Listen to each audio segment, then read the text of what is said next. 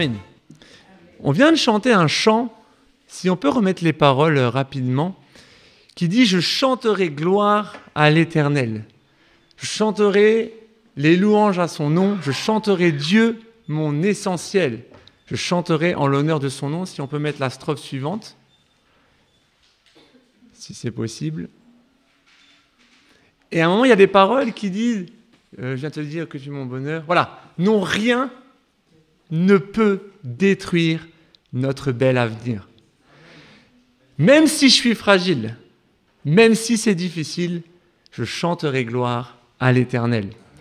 Des fois, je ne sais pas si vous vous rendez compte, nous chantons des paroles de chansons, et quand on les chante, on apporte la louange à Dieu qui lui est due, mais on ne se rend pas compte sincèrement des paroles que l'on chante. Le titre de mon message ce soir se trouve dans Jérémie 29, 11, qui dit « Car je connais les projets que j'ai formés sur vous, dit l'Éternel, projets de paix et non de malheur, afin de vous donner un avenir et de l'espérance. » Amen. Qui croit ce soir que le Seigneur a des projets magnifiques pour sa vie? Merci pour ceux qui lèvent bien les mains bien haut. Merci au Seigneur. Aujourd'hui, en 2025, on a tous des projets. Vous savez, je suis tombé sur une photo Facebook aujourd'hui de moi il y a 15 ans. Vous savez, des fois, Facebook, il fait un petit montage, il te rappelle ce que tu as fait il y a 15 ans. Je suis jeune, j'ai pas de barbe, je suis tout mince. Et là, il m'a fait une comparaison. En fait, il a pris la photo, je crois que c'était le 26 avril, il y a 15 ans. Et il m'a pris une photo récente du 26 avril 2025. Eh bien, j'ai bien changé. J'ai bien changé. En bien, mais j'ai bien changé. Ce que je veux vous dire, c'est qu'il s'est passé 15 ans entre ces deux photos. Mais je peux vous dire qu'aujourd'hui, si je vous raconterais tout ce qui s'est passé en 15 ans, le Seigneur avait des projets de paix. Amen. Et pour pouvoir rentrer clairement dans mon message, ce soir, on n'aura que ce verset à lire. On va faire un petit peu différemment. Je vais vous raconter l'histoire de la parole de Dieu de Joseph. Vous la connaissez tous, cette histoire, je pense. On l'a entendue maintes et maintes fois. Mais j'aimerais vous la rappeler ce soir. Parce que Joseph, pour ceux qui veulent les références, ça se trouve dans Genèse à partir du chapitre 37 jusqu'au 48, je crois, pour ceux qui veulent la référence.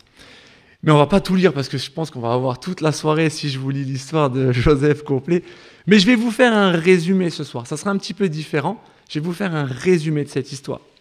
Au verset 37 de la parole de Dieu, Joseph, on parle de cette histoire de Jacob et de Joseph. Jacob avait plusieurs fils et il a eu Joseph. Et il a eu un amour un peu plus important, différent de celui qu'il avait de ses autres enfants. Je peux vous dire qu'aujourd'hui, en 2025, si un parent fait une différence sur l'enfant, l'autre enfant va tout de suite s'en rendre compte. Ce qui va créer quoi? De la haine, de la jalousie, de quelque chose, même des pensées vraiment méchantes envers son petit frère. Je ne sais pas qui c'est qui a des frères et sœurs. Moi, j'ai un grand frère et une petite sœur. Ma petite sœur, c'était la petite préférée. En plus, c'était la seule fille. Moi, j'étais au milieu. Je ne dis pas que je n'ai pas été aimé, mais dès que j'embêtais un petit peu ma sœur, bah, c'est moi qui prenais, quoi. Et quand elle m'embêtait, c'est moi qui prenais. C'est pas juste, mais c'était comme ça. Aujourd'hui, merci Seigneur, on a grandi, on s'aime, gloire à Dieu. Mais revenons sur l'histoire de Joseph. Joseph était un homme de 17 ans. 17 ans où son père aimait vraiment Joseph plus que les autres. Et pour vous dire à quel point il aimait Joseph, il lui a fait un plus beau vêtement, une belle tunique, multicolore. Pareil, un enfant, si tu offres un cadeau à un et pas à l'autre, il va le ressentir tout de suite. Alors on pourrait se dire, mais Olivier, Jacob, c'est un homme mauvais, il a fait une préférence. Ça sera un débat qu'on ne va pas faire ce soir, mais on pourrait dire cela. Seulement Dieu avait son plan. C'est pas pour rien que Jacob aimait un peu plus Joseph. Et si on avance dans l'histoire de Jacob et de Joseph, Joseph, lui, c'était le meilleur, entre guillemets, c'était l'enfant tant attendu, tant désiré. Et un jour, il doit aller voir si ses frères s'occupent bien du troupeau.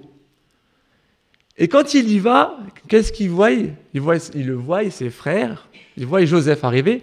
Et juste un petit peu avant, Joseph a fait 2 rêves. Pour ceux qui connaissent bien l'histoire, il a fait 2 rêves où il voyait des gerbes. Vous savez, les gerbes, c'est les gerbes de blé, qu'on les attache ensemble. Une seule gerbe, la sienne, qui s'élevait au-dessus des autres, et toutes les autres gerbes de ses frères se prosternaient. Alors, imaginez-vous voir à la place des frères de Joseph. Votre père préfère votre petit frère ou votre petite sœur, puis en plus, le petit frère et la petite sœur, il arrive, il dit hey, tu vas te prosterner devant moi. Je pense pas que tu vas dire à ton petit frère ou à ta petite sœur hey, descends un peu, hein, c'est moi l'aîné, hein, c'est moi qui arrive avant toi, c'est moi qui sais comment ça se passe. Pourtant, Joseph raconte son rêve. Et il raconte un deuxième rêve où il voit le soleil, les étoiles, tout ça qui se prosterne autour de lui. Et les frères, ils disent, mais il a chopé la grosse tête, hein, Joseph. Aujourd'hui, en 2025, c'est ce qu'on dirait. Il a chopé la grosse tête. Je ne sais pas si vous êtes d'accord avec moi, mais moi, je dirais ça. Ma petite sœur, elle me parle comme ça, je dis, oh, baisse d'un ton. Mais voilà, Joseph raconte ses rêves. Et quand ses frères voient ça, au bout d'un moment, il y a tellement de haine, de colère qui se mettent dans le merci pour les versets qui s'affichent au fur et à mesure. Et qu'est-ce qu'ils font? Ils décident de tuer Joseph. Ils veulent le tuer au tout départ. Et puis finalement, ils réfléchissent, non, on ne va pas le tuer. Et ils vont le mettre dans une citerne vide, où il n'y a pas d'eau. Je peux vous dire que pour rigoler, une fois j'ai mis ma sœur dans une valise, elle n'était pas contente. Hein. Vous pourrez lui demander quand vous la verrez.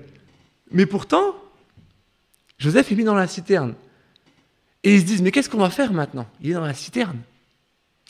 C'est compliqué. Parce que si on le sort, il va aller tout ratcher à papa. Combien de fois ma petite sœur elle a été tout ratchée à mes parents de ce que je faisais comme bêtise. Donc ils se sont dit, qu'est-ce qu'on va faire? Et une occasion s'est présentée pour eux. Ils l'ont vendu à des Madianites, des marchands Madianites, si je ne dis pas de bêtises. Et ils l'ont vendu pour 20 pièces d'argent. 20 pièces d'argent, aujourd'hui, si je ne me trompe pas, c'est même pas un SMIC. Si vous pouvez confirmer, c'est même pas un SMIC. Un SMIC, aujourd'hui, on ne fait rien. On paye les factures, il n'y a plus de sous. Pourtant, ils ont vendu Joseph pour 20 pièces d'argent. Et maintenant, mettez-vous à la place de Joseph. Joseph, qui est le meilleur dans la famille, entre guillemets, se retrouve à se faire enlever sa tunique, se mettre dans une citerne, vendu à des marchands d'esclaves pour partir en Égypte. Eh bien, imaginez-vous le moral, la psychologie qu'il faut avoir. Mes frères m'ont vendu. Et il s'est retrouvé à partir en Égypte. Et le voyage n'a pas été de 3 minutes. Hein. Ça a été long. Et je suis sûr qu'il a dû bien marcher dans le sable, sous la chaleur, sous la poussière. Et arrivé en Égypte, j'avance un petit peu, arrivé en Égypte, il se fait vendre et acheter par le Potiphar. Imaginez-vous voir psychologiquement ce que Joseph vivait. J'étais bien au sein de ma famille, mes frères étaient un peu jaloux de moi, je raconte simplement un rêve que j'ai vécu, et je me fais vendre, je pars en Égypte, je suis esclave, et moi qui ne faisais pas de corvée à la maison, je me retrouve à faire des corvées en Égypte, à nettoyer la maison de Potiphar. Je pense que si vous vous mettez à sa place, vous ne serez pas d'accord. Déjà, quand je dois faire le ménage à la maison, je râle un petit peu, mais j'ai une femme qui me dit « fais ça ». Mais il arrive, il n'a pas le choix. C'est tu fais le ménage, tu fais ça, tu es mon esclave, c'est comme ça. Imaginez-vous l'ascenseur émotionnel que Joseph a dû vivre. Je suis bien, dans la citerne en bas, vendu, esclave en Égypte. J'avance un peu l'histoire. Joseph réussissait, la parole de Dieu dit que Joseph réussissait dans tout ce qu'il faisait, parce que l'Éternel était avec lui. C'est pas moi qui le dis, c'est la parole de Dieu. Tout ce qu'il faisait lui réussissait. Et Potiphar a décidé de le nommer chef de sa maison. Ça doit être bien, tu te dis, bon, j'étais esclave, je lavais les toilettes. Déjà, quand on fait le ménage dans l'église, c'est compliqué. Mais là, le Potiphar le réélève, entre guillemets, et lui dit, bon, alors tu vas être chef de ma maison. Ça sera moi là au-dessus, mais toi, tu seras chef de ma maison. Tout ça, c'est toi qui vas tout gérer l'équipe. C'est comme si aujourd'hui, je passais chef d'équipe. C'est bien, on aime bien être chef d'équipe, un peu donner des ordres, des directives, des commandements. Petit ascenseur émotionnel, ça va un peu mieux. Gloire à Dieu. Je suis toujours esclave, mais je fais le ménage. Je m'occupe de gérer l'équipe. Toi, fais ça, à manger. Oublie pas ça à telle heure. Faut aller chercher les enfants. Enfin, je plaisante un petit peu, mais c'est pour vous mettre le contexte. Aujourd'hui, en 2025, si vous serez esclave, ce serait gérer la maison de quelqu'un, c'est ça. Et dans cette maison, il y a une femme. Une belle femme, sûrement. Et la parole de Dieu dit que Joseph était beau. Vous êtes tous et toutes beaux et belles. Joseph était beau, de taille et beau de figure. Donc Joseph était beau. Et qu'est-ce qu'elle a fait, la femme de Potiphar? Elle a décidé de le séduire. Elle a voulu coucher avec lui. Joseph, qui aimait l'Éternel et qui aimait son maître, lui a dit non, je ne veux pas coucher avec toi. Je ne veux pas, mon maître me fait confiance, faire cela, c'est déshonorer mon maître. Donc je ne veux pas. Et la parole de Dieu nous dit, je crois que c'est au verset suivant, qu'elle insista à plusieurs reprises. Combien de fois avons-nous été tentés dans diverses choses où on sait que ce n'est pas bien, mais on est tenté parce qu'on est faible, parce qu'on a un corps charnel faible. Et le Seigneur nous demande de ne pas tomber à la tentation. Joseph, lui, est resté droit, sage, malgré tout qu'il était esclave. Il aurait pu se dire, allez, je profite une soirée, personne ne le saura. Mais Dieu le saurait. Et il a refusé parce qu'il aimait l'Éternel. Par la suite de ce verset, Joseph a persisté à refuser et sa femme, la femme de Potiphar, un soir, a décidé de l'attraper. Couche avec moi. Joseph a dit non. Et en se débattant, un morceau de sa robe ou sa tunique est resté dans la main de la femme de Potiphar. Et qu'est-ce qu'elle a fait? Déçue, elle s'est dit mince, maintenant je ne peux plus trop faire discret parce que il ne sait pas ça. Je vais mentir. Je vais mentir et je vais accuser Joseph qu'il a essayé de coucher avec moi. Et elle a été dire à son mari, donc à Potiphar, il a essayé d'abuser de moi. Combien de fois des gens ont dit des choses fausses à votre sujet? Tu es comme ça et tu as fait ça, alors que ce n'est pas vrai. Que ce soit dans la vie quotidienne, que ce soit au travail. Combien de fois au travail on a menti à mon sujet pour pouvoir récupérer le poste ou la place de quelque chose? Et je pense que c'est la même chose pour vous. Joseph s'est retrouvé à être accusé à tort. Et aujourd'hui, on est accusé à tort, il y a un procès, etc. On va faire une enquête, est-ce qu'il y a vraiment eu attouchement, etc. Non, ici, c'est ma femme a dit, t'es condamné, tu vas en prison. Ascenseur émotionnel. Pouf, j'étais un peu plus haut, bam, je repars en prison. J'étais bien chez mon père, on me met dans une citerne. Ascenseur émotionnel. Je suis vendu, ça remonte un peu mieux, paf, je retombe. Ascenseur émotionnel. Seigneur, pourquoi? Mettez-vous à la place de Joseph. Seigneur, pourquoi moi? Je t'obéis, je fais ta volonté, je fais ce que tu me dis. Combien de fois j'ai dit ça? Combien de fois vous avez dit ça? Seigneur, je fais ta volonté, je fais ce que tu me demandes. Et ces gens sont en train de mentir à mon sujet. Ces gens font cela. Pourquoi, Seigneur? Je ne mérite pas. J'ai envie de laisser tomber, Seigneur. Je veux baisser les bras. Combien de fois on l'a dit? Et combien de fois on s'est relevé parce que le Seigneur nous relève? Amen. Joseph était en prison. Et petit ascenseur émotionnel, il a été chef de la prison. À un moment donné, il était chef de prison. C'est-à-dire qu'en fait, il n'était pas le chef de toute la prison, mais il était chef des prisonniers. C'était le plus élevé des prisonniers. Et c'était le chef. Et il est resté quand même pas mal d'années en prison. Et un jour, il y a les chansons du pharaon, plus le panetier, j'avance un peu dans l'histoire, les chansons plus le panetier qui déshonorent le pharaon. Et pour cela, le pharaon met les chansons en prison avec le panetier. Et pendant un temps, ils sont ensemble en prison. Et un soir, les chansons fait un rêve et le panetier également. Et un matin, Joseph est là avec eux et il les voit un peu tout tristounés et il leur demande qu'est-ce qui se passe. Et les chansons et les panetiers racontent leur rêve. Les chansons racontent son rêve. Et il raconte que il allait donner, je ne sais plus exactement l'histoire exacte, mais en gros qu'il allait resservir la coupe au pharaon. Pour vous remettre le contexte, les chansons, c'était un homme qui était vraiment, entre guillemets, je précise entre guillemets, à la droite du pharaon. C'est lui qui servait la coupe. Quel honneur de pouvoir servir la coupe à une grande personne. C'était son rôle. Et pourtant, il s'est retrouvé en prison. Et il raconte son rêve. J'ai vu ça, je devais resservir le verre à pharaon. Et puis le panetier raconte le sien. Et il lui dit, moi, j'ai une corbeille sur ma tête de pain, et puis je les ramène à pharaon, sauf que sur le chemin, je ne sais plus si c'est vraiment comme ça, je ne veux pas dire de bêtises, mais les corbeaux, ils viennent, ils prennent les pains sur ma tête, plus ils me piquent la tête, et je me réveille. Et Joseph, c'est pas lui qui raconte les rêves, c'est le Seigneur qui lui fait révéler quels sont ses rêves, raconte les rêves, il leur explique ce qui va se passer. Et les chansons, on entend quelque chose de positif. Ah, c'est cool, je vais être, remis à ma place, je reprends mon poste. On m'a enlevé de mon poste et finalement, vu qu'on a fait une erreur, on me remet à mon poste. Et le panetier, c'est un peu moins drôle. Le panetier, qu'est-ce qu'il lui dit?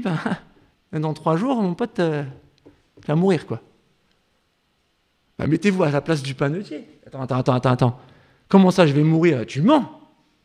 3 jours après, l'explication des rêves se produit.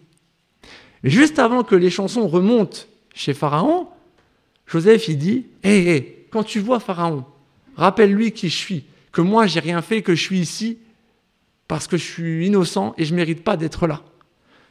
Et les chansons ont dû dire, oui, t'inquiète, je raconterai ça. Combien de fois on vous a dit, oui, t'inquiète, je m'en occupe, Olivier. 2 ans après, toujours en prison. Vous imaginez? Vous êtes accusé à tort et vous êtes en prison alors que vous êtes innocent. Ascenseur émotionnel. On m'a oublié. Seigneur, en fait, tu m'as oublié. Combien de fois vous avez dit, Seigneur, tu m'as oublié? Comme Joseph, Seigneur, non. Tu n'as pas de projet de paix pour moi. Tu m'as mis en prison. Tu n'as pas de projet de paix pour moi, j'arrive pas à trouver un travail. Tu n'as pas de projet de paix pour moi parce que je ne trouve pas une femme, un homme. Tu n'as pas de projet de paix pour moi parce que ça ne va pas dans ma vie. Combien de fois on a dit ça? Humainement, on l'a dit, il a dit.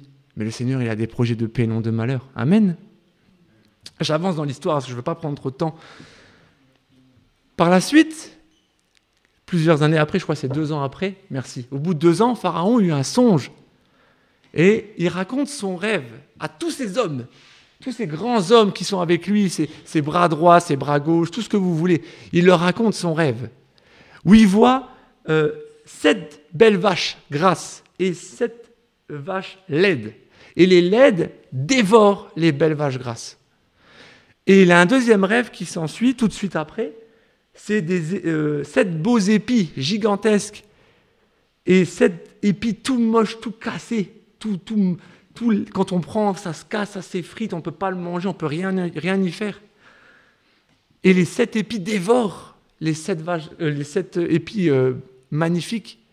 Et il demande à tous ces hommes, vous êtes mes bonhommes, vous êtes censés m'aider à prendre des décisions, comment faire, etc. Il n'y en a pas un qui peut me révéler ce que c'est mes rêves. Et là, les chansons. Mais attends, roi, tu te rappelles, il y a 2 ans, tu m'as mis en prison, puis après tu m'as fait sortir, il y a un homme qui est en prison, un Hébreu. Lui, il pouvait expliquer les rêves et tout. Et je pense que tu devrais aller lui demander. Donc Pharaon demande à ce qu'on aille chercher Joseph. Joseph, en tant que le Pharaon veut te voir, Seigneur, après 2 ans, tu ne m'as pas oublié, il était temps. Hein. Combien de fois il dit, Seigneur, il était temps. Hein. Pourtant, Joseph y va. Et le Pharaon raconte ses songes à Joseph. Et Joseph explique les rêves à Pharaon.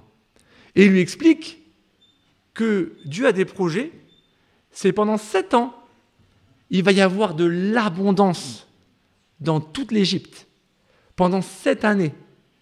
Et après ces 7 années, il y aura 7 ans de famine. Et il lui explique que, à cause de cette famine, l'Égypte ne pourra pas y survivre. Mais, ce que tu dois faire, il lui donne un conseil, ce que tu dois faire, tu dois prendre une personne de confiance qui va mettre 1/5 de chaque récolte de côté. La parole de Dieu, elle dit qu'ils ne pouvaient même pas compter tellement qu'il y en avait en abondance. Et ils arrêtaient même de compter tellement qu'il y avait de la nourriture en abondance. Et Joseph explique qu'il faut faire ça et il faut mettre une personne de confiance qui va être chargée de redistribuer la nourriture. Et là, le roi, il dit, mais qui c'est que je vais demander ça? À qui je vais demander cette tâche? Et puis, il regarde Joseph et il lui dit, parce qu'en fait, c'est Dieu qui lui a révélé. Il lui a dit, ça sera Joseph. Ça sera Joseph qui va se charger de tout diriger. Il n'y aura que Pharaon qui sera au-dessus de lui. C'est Joseph qui va tout diriger. Imaginez-vous voir l'ascenseur émotionnel. Je suis tout en bas. Je deviens Premier ministre de toute l'Égypte. Pas de la France, hein. De toute l'Égypte. Et Joseph, il aurait pu se dire, ah, Seigneur, merci. Bah, moi, en tout cas, c'est ce que j'aurais dit. C'est-à-dire, il était temps. Parce qu'après, il était là, il gérait tout. C'est-à-dire qu'il y avait même Potiphar qui était au-dessus de lui, il s'est retrouvé en dessous de Joseph. Il n'y avait que Pharaon qui était plus grand. Et en plus, ce qui est incroyable, c'est que le Pharaon dit à Joseph, toutes les décisions, ça sera toi qui les prendras. Personne n'en prendra au-dessus de toi, sauf moi. Sinon, tout le reste, il n'y a personne qui doit prendre une décision si tu n'as pas donné ton accord. À Capest, le message nous répétait sans cesse. Dieu va te, pardonnez-moi du terme, Dieu va te rabaisser pour pouvoir encore plus t'élever. Joseph a été abaissé jusque les cachots pendant des années pour pouvoir le relever encore plus haut. Amen. Imaginez-vous voir l'ascenseur émotionnel. Seigneur, je suis bien. Et pendant 7 ans, Joseph fait son tâche. Il fait toute l'Égypte, il regarde bien autour, etc. Il met les réserves de côté. Arrivent les moments de famine. Les gens du peuple leur crient à Pharaon, on a faim. Allez voir Joseph. C'est lui qui gère ça. Quel honneur, quelle bénédiction, n'est-ce pas? Je ne sais pas si vous êtes d'accord, mais quelle bénédiction. Et c'est Joseph qui dirige tout. Quelques années après, donc Joseph avait 17 ans quand l'histoire de Joseph commence, et quand il est Premier ministre, il a 30 ans. Vous imaginez les années qui se sont passées. Donc 7 ans après l'abondance, 7 ans après la famine, et arrive le moment où Jacob et ses enfants n'ont plus de nourriture. Et il a écho qu'en Égypte, il y a de la nourriture. Donc du coup, chose que j'ai oublié de vous préciser, les frères de Joseph avaient fait croire au père à Jacob que leur fils Joseph était mort par une bête. Pardonnez-moi, j'ai oublié de vous préciser, c'est important. Et donc du coup, Jacob envoie ses fils aller en Égypte, tenez de l'argent, achetez de la nourriture, et vous me les ramenez. Et quand les frères de Joseph y vont en Égypte, qu'est-ce qui se passe? Joseph les reconnaît. Mais excusez-moi, mais j'aurais été Joseph, moi. J'aurais fait « Oh, toi, là! Tu te rappelles, il y a 30 ans, ce que tu as fait? Viens ici, qu'on règle les comptes. » Ça aurait été moi. Joseph les reconnaît et il dit rien. Parce que Joseph était plus sage que moi. Vous avez de la chance que c'est Joseph. Joseph les reconnaît et il dit rien. Seulement, il les questionne. Mais qu'est-ce que vous faites? Vous êtes des espions. Vous venez nous voler, en fait. Vous êtes là pour faire des repérages sur l'Égypte, pour pouvoir nous voler, prendre possession de nos terres, etc. Et Joseph, il explique, et les frères de Joseph, expliquent, non, au contraire, il explique, mon père est à la maison, et nous sommes 10 frères à venir, nous avons encore un autre frère qui s'appelle Benjamin, il y avait un autre frère qui n'est plus. Joseph sait qu'il parle de lui. Et en fait, ils ont raconté à mon père que j'étais mort, en fait. Et j'aurais dit, oh les gars, c'est moi, c'est Olivier. Oh! Non, Joseph est resté humble, il n'a rien dit. Et il leur a dit, vous voulez prouver que vous n'êtes pas des espions? vous allez me chercher votre petit frère et vous allez me le ramener. Si vous dites vrai, je vous laisserai prendre la nourriture et vous pourrez partir. Et si c'est pas vrai, ben, je m'occuperai de votre cas. Je voulais faire la version 2025. Hein. Et donc, du coup, ben, c'est un peu embêtant parce que faut revenir et tout, puis ramener Benjamin. Donc, ils retournent et ils expliquent à Jacob, écoute, ils veulent bien nous donner à manger, mais il faut qu'on ramène Benjamin. Pour Jacob, non, c'est pas possible. C'est mon dernier petit-fils, j'en ai déjà perdu un, c'est pas possible. Écoute, c'est comme ça, on ne peut pas faire autrement. Et puis finalement, Jacob accepte. Jacob accepte et il envoie Benjamin. Et quand Joseph voit que tous ses frères sont de retour, il en avait gardé un en prison le temps que les frères aillent chercher Benjamin pour pouvoir être sûr que les frères reviennent, etc. Et quand il voit ça, ben, la parole de Dieu, elle dit qu'il était un peu ému. Il se dit, waouh, en fait, ils ne m'ont pas menti, c'est peut-être vrai, bon, ben, je vais les faire venir à ma table. Donc il dit, faites-les venir à ma table. Et quand ils sont à la table de Joseph, Joseph fait quelque chose d'important. Il les classe du premier-né jusqu'au dernier de la naissance. Et la parole de Dieu nous dit que tous ses frères se posaient la question, mais c'est bizarre, on a été classés tous en fonction de notre naissance. Ils n'ont pas tilté que c'était Joseph encore. Hein. Mais moi, j'aurais été Joseph, ça serait bon, ça fait un moment que j'aurais dit, oh les gars, non. Et puis, il veut encore un peu les titiller, les piéger, et il dit à un de ses serviteurs, tu mettras ma coupe dans un des sacs. D'accord ? Et on va faire croire qu'il y en a un qui m'a volé. Et ça sera à celui qu'on va faire croire qu'on m'a volé, on va lui faire croire qu'on va le tuer. Pour que justement, voilà, ça m'a un petit peu ma petite vengeance personnelle. Moi, j'aurais pas fait comme ça. Mais Joseph a fait comme ça. Et donc, du coup, le lendemain ou la veille, je ne sais plus, ils partent et hop, le serviteur rappelle tout le monde, stop, partez pas, Joseph veut vous... Joseph avait un autre nom en Égypte et il a dit, il veut vous parler. Le nom, c'est... je ne sais plus. Excusez-moi, je ne sais plus le dire. Mais du coup, il veut vous parler. D'accord. Et puis, il leur explique qu'il y en a un qui a volé. Et le plus grand, il dit, écoute, non, je ne pense pas que c'est vrai, on a été honnête, on est revenu vers toi, on a fait tout ce que tu as demandé. Il y avait même de l'argent qu'on avait retrouvé dans notre sac, on te l'a rapporté, etc. On a été honnête. Mais bon, s'il y en a un qui a fait ça, il paiera ses conséquences. Et quand ils arrivent au sac de Benjamin, il y a la coupe. Donc Joseph dit à ses frères, sans qu'ils sachent que c'est toujours Joseph, eh ben on va le prendre, il va être esclave ici chez moi. Et le premier-né, il se dit non, ne fais pas ça. Mon père n'y survivrait pas. Et il lui explique, laisse-le partir, prends ma vie. Moi, je vis en esclavage, mais laisse-le repartir. Et la parole de Dieu nous dit que Joseph fut ému et il dévoile qui il est. Vous imaginez l'ascenseur émotionnel, encore une fois. Je reviens dans les bras de mes frères. Et par la suite, il leur explique que moi, j'aurais été Joseph, pardonnez-moi, je suis un mauvais gars, mais moi, j'aurais été Joseph, j'aurais eu beaucoup de mal à pardonner tout cela. Pourtant, Joseph les a pardonnés. Et il leur dit, le Seigneur a été bon envers moi. Il a permis tout cela pour que justement, vous ne périssez pas à cette famine.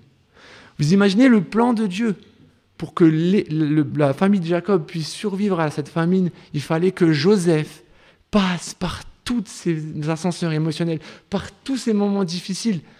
Combien de fois on dit, Seigneur, moi je veux faire des choses pour toi. Je veux aller là, marcher là, faire ceci, faire cela. Et quand arrive la première épreuve, Seigneur, j'arrête. Je veux plus. Ils comprennent rien. J'ai beau expliquer, ça va pas. C'est pas comme je veux. Mais c'est pas comme toi tu veux. C'est comme lui il veut. Et dans cette histoire, après, Jacob revint en Égypte, en Égypte pour pouvoir survivre à tout ça. Et l'histoire continue, je ne vais pas la continuer, mais combien de fois on a été comme Joseph, détruit, rabaissé, humilié. Mais combien de fois le Seigneur nous a relevés. Combien de fois le Seigneur va encore te rabaisser parce qu'il a besoin de te façonner pour que tu puisses avancer, faire sa volonté, son plan parfait. Parce que comme j'ai dit dans Jérémie 29, 11, Dieu a des projets de paix et non de malheur, afin de nous donner un avenir et de l'espérance. On a chanté « Non, rien ne peut détruire notre bel avenir ». Qui croit aujourd'hui que le Seigneur a un avenir pour chacun d'entre nous? Madame Udol, je suis certain que le Seigneur n'en a pas fini avec vous. Il va encore vous utiliser pour bénir. Il va encore utiliser chacun d'entre vous pour être une bénédiction. C'est pas parce que tu es plus âgé que tu n'as plus de force. Le Seigneur, il te donne les forces. C'est pas parce que tu es le plus petit de taille que tu ne peux pas faire de grandes choses. Le Seigneur, il a un plan. Mais ce qu'il attend de toi pour que son plan s'accomplisse, c'est que tu sois à son écoute, que tu fasses sa volonté, que tu acceptes de dire « Seigneur, j'ai un cœur de pierre encore. Façonne-moi, change mon cœur, change-moi, aide-moi à donner de l'amour, aide-moi à vivre le fruit de l'esprit. Aide-moi vraiment à être sage. » Et ce n'est pas par vos propres forces, parce que vous n'y arriverez jamais. C'est par l'aide du Saint-Esprit. Et ce que je voudrais arriver à ma conclusion, c'est Dieu a un plan pour vous. Comme il a eu un plan pour Joseph. Imaginez, ça ne s'est pas passé en 3 jours, Joseph. Il s'est passé des années, des années, des années. Joseph aurait pu lâcher l'affaire. Quand des fois on vit une épreuve, pendant peut-être quelques mois, on pleure. « Seigneur, j'arrive plus. C'est trop dur. Je suis faible. » Pourtant, Joseph, des années, et il est resté en prison, il a été humble. Il a été fidèle. Soyons fidèles.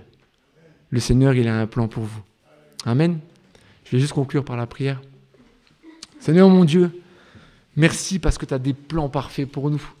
Merci Seigneur parce que tu ne nous abandonnes pas. Merci Seigneur parce que on sait que malgré tout que c'est difficile, même si on est fragile, toi Seigneur, tu as ton regard sur nous. Comme tu as été avec Joseph à chaque instant, tu seras avec nous à chaque instant. Et parfois Seigneur, pour pouvoir arriver à ton plan parfait, nous devrons accepter parfois d'être humiliés, rabaissés, pour que toi, tu nous relèves comme toi tu veux, Seigneur. Vraiment que nous ne soyons pas enflés d'orgueil, mais que nous soyons vraiment humbles et doux, que nous soyons sages et que nous ayons vraiment une totale confiance en toi. Malgré les épreuves, les adversités, malgré l'avenir sombre qui se présente devant nous, nous savons, Seigneur, que tu as des plans parfaits pour nous. Et Seigneur, nous te remercions, Seigneur, et nous voulons vraiment tout apporter au nom puissant de Jésus. Amen.